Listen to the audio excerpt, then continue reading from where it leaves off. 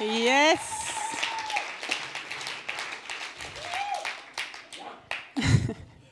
Niemand kann zwei Herren dienen, denn entweder wird er den einen hassen und den anderen lieben, oder er wird an dem einen hängen und den anderen verachten. Ihr könnt nicht Gott dienen und dem Mammon. Als ich noch jung war, als ich meine Lehre bei der Bank gemacht habe, da hat mich das Thema Geld so fest eingenommen.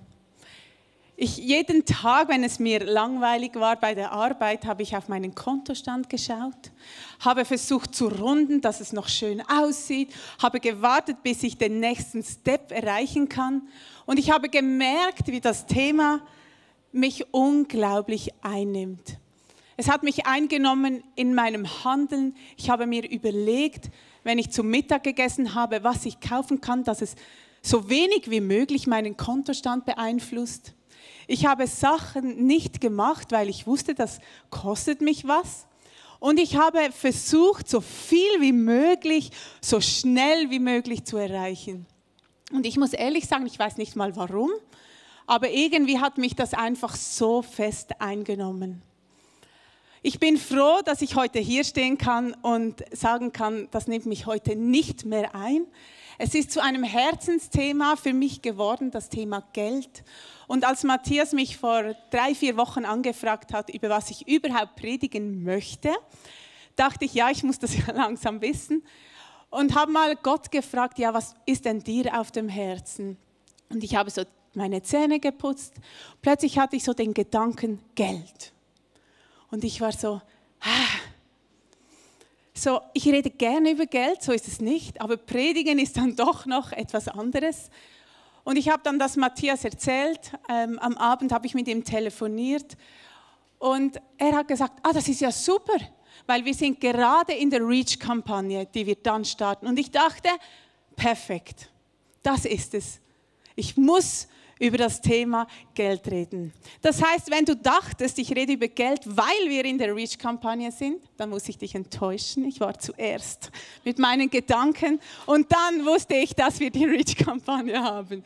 Genau, das musste ich mal auflösen. Und ich bin der Meinung, dass wir viel zu wenig über das Thema Geld, Finanzen reden. Auch hier im ICF, wir reden zu wenig über solch ein wichtiges und einnehmendes Thema.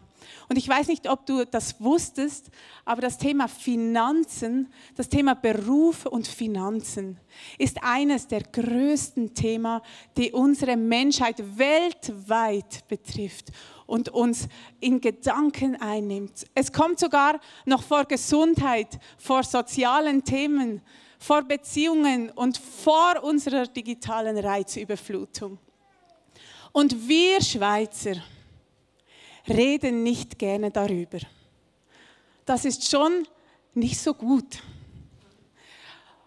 Und wir Schweizer sind ja schon so ein bisschen, ich weiß nicht, wie es dir gegangen ist, als du gesehen hast auf Telegram, dass ich heute über das Thema Geld reden werde, ob deine Vorfreude riesig war oder ob du gedacht hast, jetzt reden wir über das Thema Geld. Das ist so unangenehm uns, oder? Der Schweizer oder der Deutsche ist bestimmt auch so, der sagt nicht und zeigt nicht, was er hat. Das Geld, der Reichtum, das ist Privatsache. Und wie gut, dass ich gerne darüber rede und heute hier bin und dieses Thema nehme. Und mein Herz für heute Morgen ist wirklich, ich glaube, Gott hat uns in diesem Thema zu einer Freiheit berufen. Dass wir frei sind in diesem Thema und dass Leichtigkeit reinkommen kann und dass das nicht ein Thema ist, das uns jedes Mal so triggern muss. Also lass uns doch noch einmal eintauchen in diese deftige, schwer verdauliche Aussage von Jesus. Lass uns noch mal lesen in Matthäus 6,24. Niemand kann zwei Herren dienen, denn entweder wird er den einen hassen und den anderen lieben, oder er wird an dem einen hängen und den anderen verachten. Ihr könnt nicht Gott dienen und dem Mammon. Und Mammon bedeutet nichts anderes als Reichtum, Besitz, materielle Sicherheit. Und vielleicht denkst du jetzt, ja krass, Jesus, das ist schon ein bisschen zu radikal. Ich kann ja ein bisschen Geld, ein bisschen Gott und das so ein bisschen mischen. Aber er sagt, es gibt kein Entweder-Oder. Es gibt nur Entweder-Oder. Es gibt kein Und. Du kannst nicht beides. Es ist entweder hier oder hier. Und du fragst dich jetzt vielleicht, ja, was ist denn jetzt? Muss ich jetzt Geld verachten? Muss ich es ignorieren? Es ist gar nicht hier. Oder muss ich es sogar hassen? Das ist ja so ein krasser Begriff. Und ich glaube, dass wir diese Aussage erst begreifen, wenn wir das auch ein bisschen im Kontext anschauen. Warum kommt Jesus auf eine so radikale Aussage? Und dieser Text in Matthäus, der steht in der Bergpredigt von Jesus. Und das ist die Lehre von Jesus, in der er so vieles, bei so vielem aneckt, so vieles zuspitzt und vertieft. Und wenn wir ein paar Verse nach vorne spulen, dann können wir dann erkennen, warum Jesus diese Aussage bringt. Lasst uns zusammen lesen in Matthäus 6, Vers 19. Ihr müsst jetzt bei mir bleiben, es ist ein langer Text, aber ihr werdet nachher erkennen. Also spitzt eure Ohren. Sammelt euch keine Reichtümer hier auf der Erde, wo Motten und Rost sie zerfressen und wo Diebe einbrechen und sie stehlen. Sammelt euch stattdessen Reichtümer im Himmel, wo weder Motten noch Rost sie zerfressen und wo auch keine Diebe einbrechen und sie stehlen. Denn wo dein Reichtum ist, da wird auch dein Herz sein. Das Auge gibt dem Körper Licht. Ist dein Auge gut, dann ist dein ganzer Körper im Licht. Ist dein Auge jedoch schlecht, dann ist dein ganzer Körper im Finstern. Wenn nun das Licht in dir Finsternis ist, was für eine Finsternis wird das sein? Und genau nach diesen zwei Beispielen kommt Jesus mit dieser Aussage, du kannst nicht zwei Herren dienen. Wie spannend. Und ich möchte mit euch anschauen, was sind denn das für Punkte, warum Jesus dann nachher mit dieser Aussage kommt. Und Jesus sagt, es lohnt sich nicht, Reichtümer auf dieser Erde zu sammeln. Ich muss dich da enttäuschen. Es lohnt sich nicht, Vergängliches anzusammeln. Den Fokus darauf haben, auf das wir immer mehr haben, auf das wir immer mehr aufbauen. Jesus sagt, wir sollen Schätze im Himmel sammeln. Und Schätze im Himmel bedeutet nicht, ja dann, wenn wir mal im Himmel sind, sondern der Himmel ist jetzt schon auf dieser Erde. Was meint Jesus damit? Er meint damit, dass wir Schätze sammeln, die Ewigkeitsbestand haben, die nicht vergehen. Und warum? Warum sagt er uns das? Weil es gibt jemand, der hat sehr viel Freude, wenn unser Fokus darauf besteht, dass wir einfach nur für uns horten. Der Teufel kommt und nimmt uns ein und möchte uns gefangen nehmen, weil, und das sagt Jesus nachher, wo dein Reichtum ist, da wird dein Herz sein. Und unser Herz, das rutscht dahin, wo unser Reichtum, wo unser Fokus ist. Was passiert denn, wenn dein Herz da ist? Und das ist das Beispiel mit dem Auge. Wenn unser Blick auf Gott ist, das ist das gute Auge. Wenn unser Blick auf Gott gerichtet ist, dann wird in unser ganzer Körper wird Licht sein. Wenn unser Auge aber schlecht ist, wenn es gerichtet ist auf die Gier dieser Welt und was ich alles noch horten kann und wo ich noch mehr haben kann, dann wird es in uns dunkel. Und ich glaube, nein, ich weiß, das ist kein Zustand, in dem uns Gott berufen hat. Er hat uns in die Freiheit berufen, auch in dem Thema Finanzen. Und ich möchte hier noch kurz eine Klammerbemerkung machen. es ist eigentlich in diesem Thema egal, wie reich du bist. Es spielt keine Rolle, ob du wenig hast, ob du viel hast, ob du Mittel hast. Es spielt keine Rolle. Dein Herz kann an Geld hängen, wenn du viel hast. Es kann aber auch genauso am Geld hängen, wenn du wenig hast. Und Jesus macht hier keinen Unterschied zwischen reich und arm, sondern er sagt, wo dein Fokus ist, da wird dein Herz hinrutschen. Um was geht es jetzt, Jesus? Und ich kann dich beruhigen. Es geht ihm nicht um dein Geld. Er braucht dein Geld eigentlich nicht. Und zwar, es geht ihm um dein Herz. Es geht ihm darum, wo dein Herz hinrutscht. Weil Jesus weiß, was Geld mit uns machen kann. Er weiß, wie fest das uns einnehmen kann. Er weiß, wie fest wir uns Sorgen und Ängste machen und wir dann überhaupt nicht mehr mit Leichtigkeit durch den Alltag gehen können. Deshalb ist meine Überzeugung, dass Jesus mit dieser krassen Aussage kommt, dass es nicht möglich ist, beidem zu dienen. Es ist nicht möglich, auf das eine zu schauen und ein bisschen auf das andere. Denn wenn ich auf Gott schaue, dann wird Geld für mich unbedeutend. Und wenn ich auf das Geld schaue, dann muss ja Gott nichts mehr machen.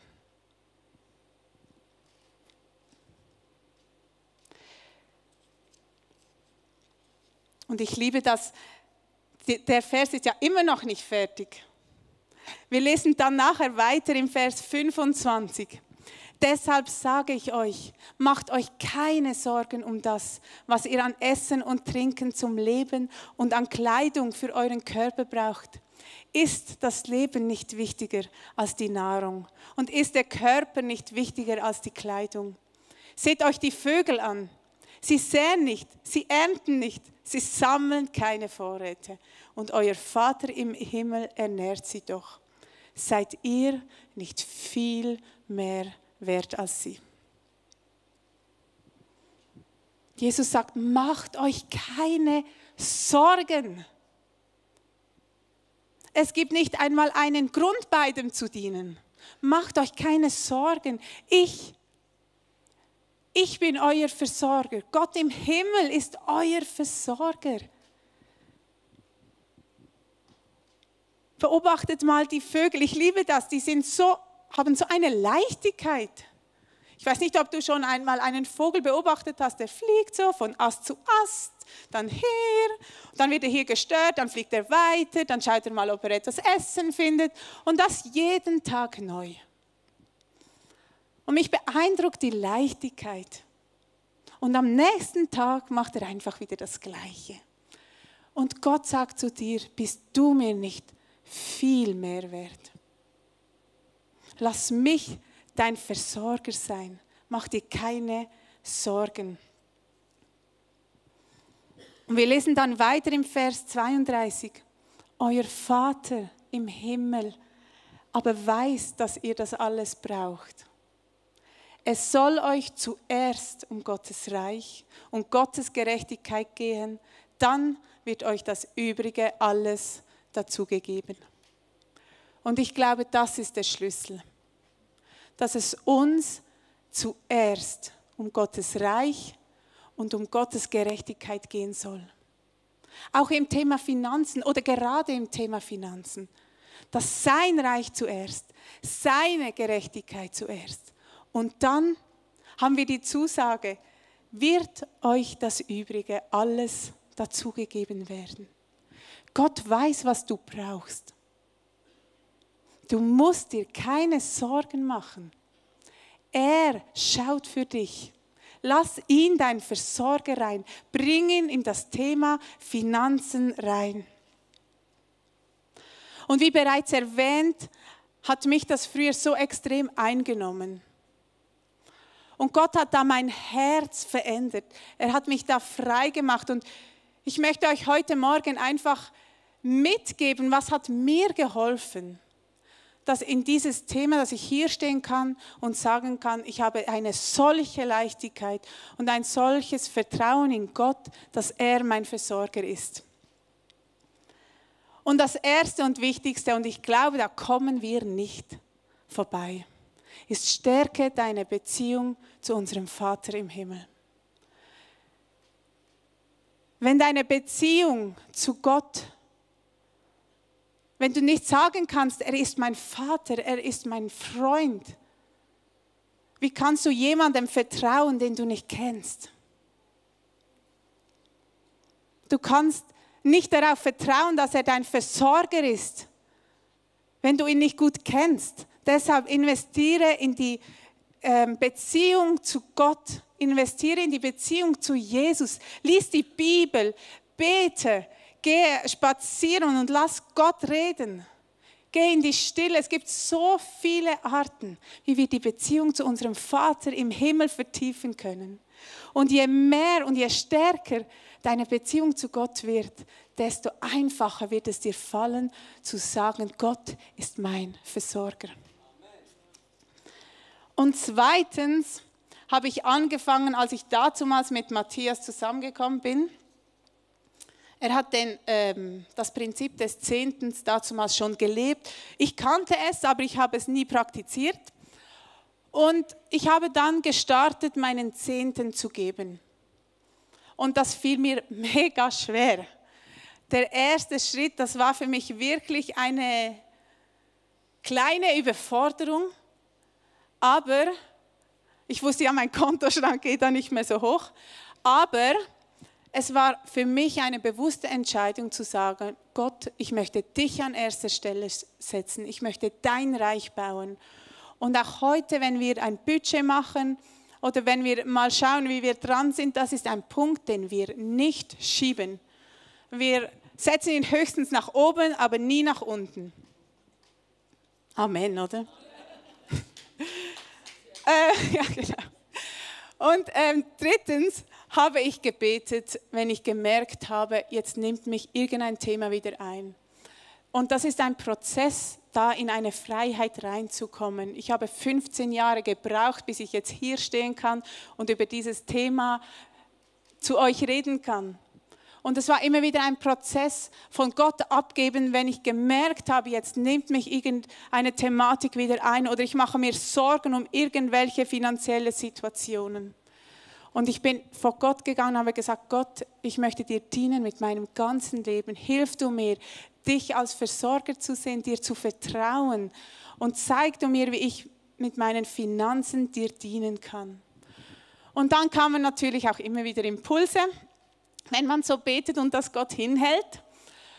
Und ich habe dann immer wie mehr versucht, diesen Impulsen nachzugehen. Und ein Impuls war, dass Gott mir aufs Herz gibt, dass ich einer Freundin einen gewissen Betrag geben soll und ihr sagen soll, dass Gott sie sieht.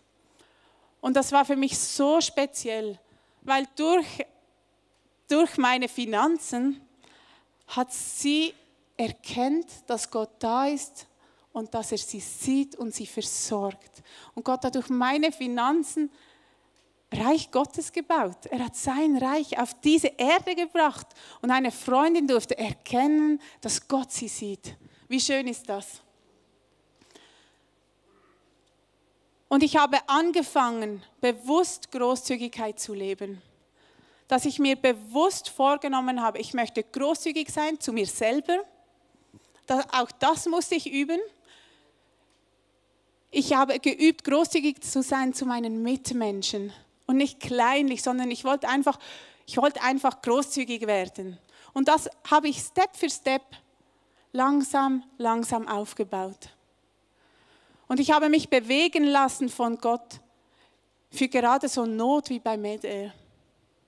Wo wir, die wir ja so viel haben, großzügig sein können und etwas unterstützen können, wo Gott und wo Menschen praktisch in Leben anderer Menschen reinkommen können.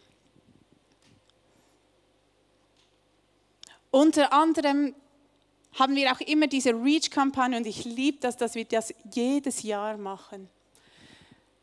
diese Reach-Kampagne hat uns auch immer herausgefordert persönlich. Wir haben das Gott hingegeben und haben gesagt, okay, was hast du für einen Betrag für uns auf dem Herzen?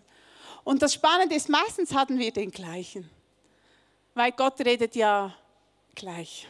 So. Und das war so spannend, weil wir können auch sagen, ja, jetzt ist diese Kampagne und ja, nächstes Jahr kommt sie ja wieder. Aber das ist wirklich so ein Rollteppich für dich. Zu sagen, okay, ich mache einen Schritt und vertraue darauf, dass Gott mein Versorger ist.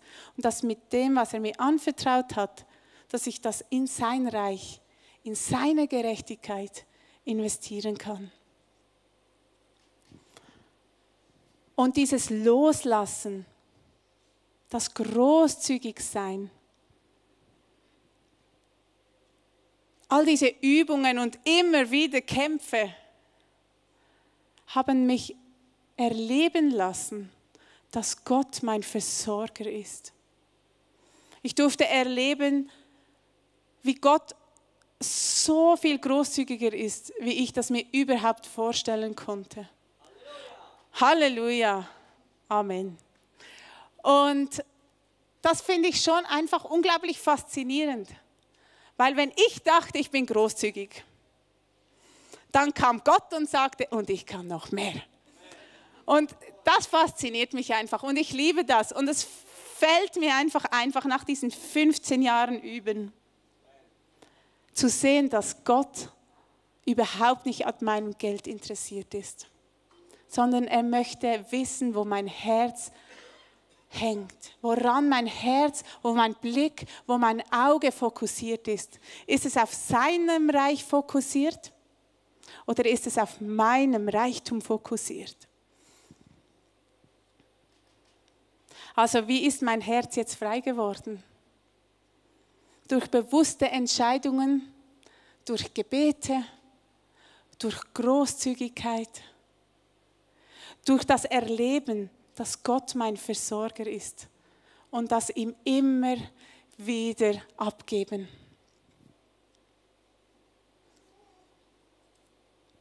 Und so kannst auch du erleben, wenn wir Gottes Reich an erster Stelle setzen, wenn wir seine Gerechtigkeit an erster Stelle setzen, dann wird uns alles zugefügt werden. Gott will dein Herz, nicht dein Geld. Und er weiß, dass wenn wir auf beides blicken, dass unser Herz geteilt ist. Und ich liebe das, ich bin gerade im Alten Testament am Lesen. Und ich finde das unglaublich faszinierend, wie Gott ringt um dieses ungeteilte Herz. Und man liest immer wieder Geschichten von Königen, die ein ungeteiltes Herz haben. Und Gott fügte hinzu und fügte hinzu. Und dann gab es wieder Könige, die hatten ein geteiltes Herz und die rutschten immer wie mehr ab und waren immer wie mehr gefangen. Und du merkst, Gott kämpft um dieses ungeteilte Herz. Und ich glaube, schlussendlich geht es Gott genau darum, auch bei dir heute Morgen im Thema Finanzen. Er möchte dein ungeteiltes Herz haben. Er möchte es nicht teilen. Er ist ein eifersüchtiger Gott. Ich weiß nicht, ob du in einer Beziehung bist. Du möchtest vielleicht deinen Partner auch nicht teilen. Eben ja.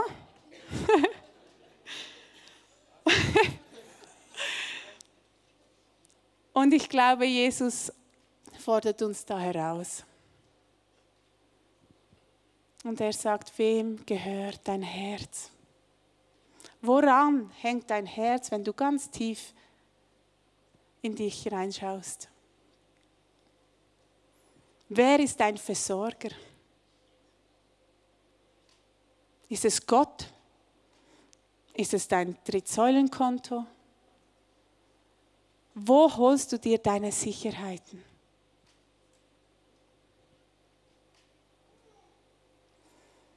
Und mir hilft es immer wieder, die Band darf sonst auf die Bühne kommen, dass ich hier nicht allein stehe.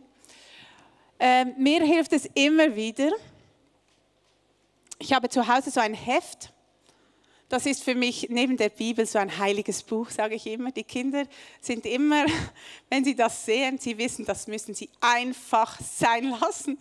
Das dürfen sie nicht anrühren, weil ich habe ein Buch, ein Tagebuch, da schreibe ich immer rein, was ich mit Gott erlebt habe.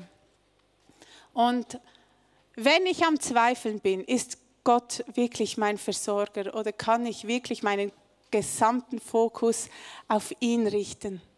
Dann hole ich dieses Buch wieder nach vorne und bin weinend in Gottes Gegenwart, weil ich merke, doch, er ist gut und er hat mich durchgetragen, all diese Jahre schon. Und auch wenn ich es jetzt nicht fühle, spielt das keine Rolle, weil er hier ist. Und er ist noch nicht fertig. Und das hilft mir, wieder in meinen Kopf, ich bin so ein Verstandsmensch, in meinen Kopf zu bekommen, dass Gott mich sieht, mich versorgt, mich durchträgt. Und dann fällt es mir wieder einfach, auf Gott meinen Blick zu richten und wieder das Licht, das er verspricht, diese Leichtigkeit, diese Freiheit in mein Leben reinzulassen. Und dann wird das andere unwichtig und verliert an seiner Bedeutung. Deshalb meine Frage heute Morgen an dich. Wenn du ganz, ganz tief in dich schaust, was macht das Thema Geld mit dir? Was macht das Thema Finanzen mit dir? Hast du Angst, wenn du das loslässt, dass du alles verlierst? So ging es mir dazumals. Ich hatte Angst, Jesus oder Gott da reinzulassen, weil ich dachte, dann stehe ich mit nichts mehr da. Aber ich möchte dir heute Morgen zusprechen, es geht ihm überhaupt nicht um dein Geld, sondern es geht ihm um dein Herz. Er kämpft um ein ungeteiltes Herz von dir und mir. Er möchte, dass du in eine Freiheit reinkommst, die deinen Alltag leicht macht, die deinen Alltag überschüttet mit Freude, mit Leichtigkeit. Und das ist sein Ziel, dass er immer wie mehr Raum in deinem Herzen einnehmen kann, dass du in ein erfülltes, in ein überfülltes Leben reinkommen kannst.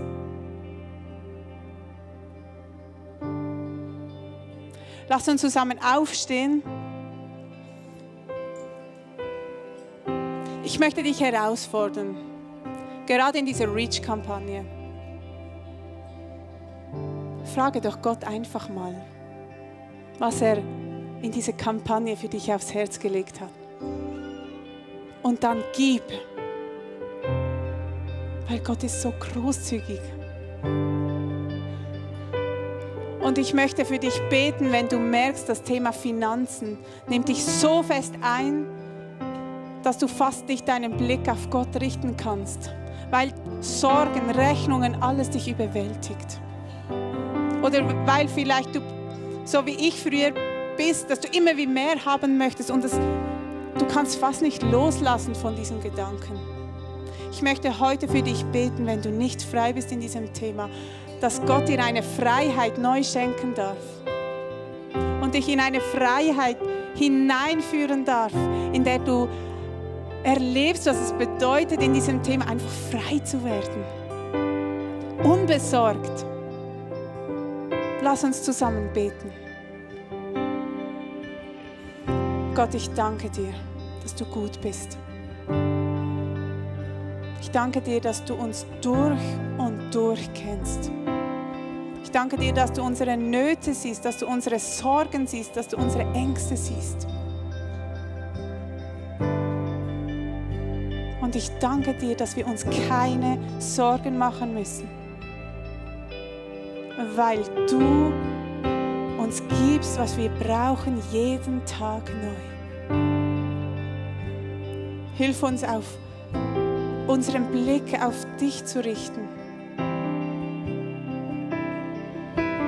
Hilf uns, dass dein Licht uns einnehmen kann, dass unser Herz an deinem klebt und nicht am Reichtum von dieser Welt. Hilf uns, dass wir dein Reich zuerst setzen, dass wir nach deiner Gerechtigkeit streben. Und Vater, überrasch uns mit all dem, was du dazu fügen wirst. Und ich danke dir, dass du so groß bist, dass für dich nichts unmöglich ist und dass du es liebst, uns zu beschenken und unser Versorger zu sein. Sei du unser Gott. Sei du unser König. Sei du unser Zentrum. Sei du unser Mittelpunkt. Wir geben unser Leben dir hin.